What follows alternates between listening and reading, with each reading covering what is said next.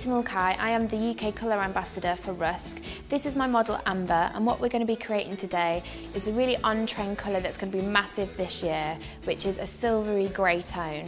Amber's got the perfect base colour for this, as it's a pre-lightened blonde, so the cleaner the blonde, the better the result's going to be. So you're really hoping to achieve this look on your ultimate light blondes. So I've pre-washed Amber's hair with Hydrate shampoo, which is great for porous, over-processed and slightly dry hair. The reason I work on damp hair is because I feel that the product just applies better.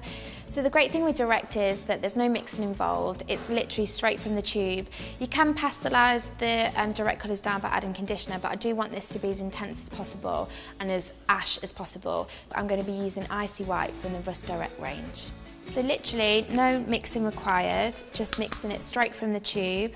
Obviously the amount that you will need will depend on the amount of the length of hair, but you can always go back to add more.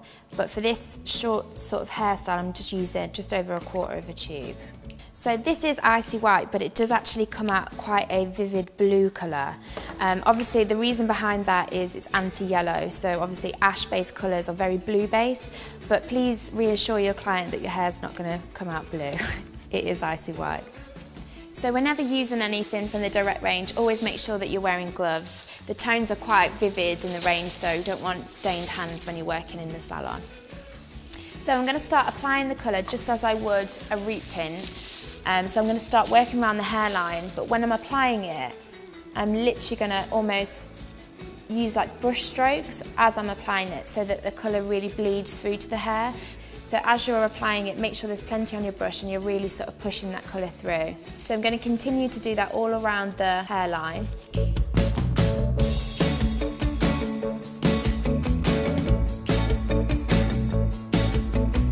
I'm just using exactly the same method around the back of the head and into the hairline, making sure that I'm still using that brush and stroke technique. And then once all around the hairline's completed, I'm then going to just work a centre parting and divide the hair into two, continuing that all the way through to the back. So again, really pushing that colour through from the root, pushing it into the midpoints of the lengths. So now I'm just dividing into 4 quarters. So again, just dividing the front section from the back and applying exactly in the same way, right in at the root and pushing into the ends.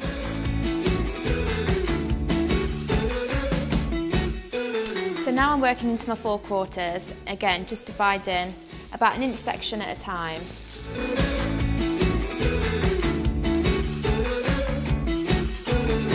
I'm just going to repeat that process in every quarter so you can see the amount of blonde that I've left out. It's always a good idea just to kind of rake through with your wide tooth comb, just so you're making sure that you've got an even amount of blend. And then we'll let that sit on the hair for about 20 minutes, and then we're going to apply the rest of the colour through the ends. And what that will give you is a slightly more muted version of the tone on the lighter points at the end. I'm just going to literally use my hands to pull all the remainder of that colour through to the mid-lengths and ends. So what that's allowing me to do is have less processing time on the ends, allowing the colour to be slightly deeper and more intense at the root and more muted through the mid-lengths and ends. So once that's pulled all the way through, that'll be left on for a further 5 minutes.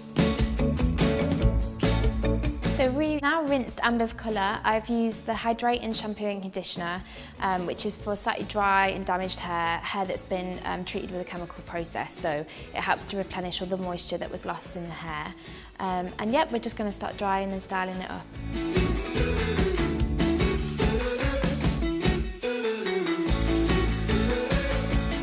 So this is our finished result on Amber using Icy White. We really let it sit on the hair to give it maximum intensity, and I hope you like it.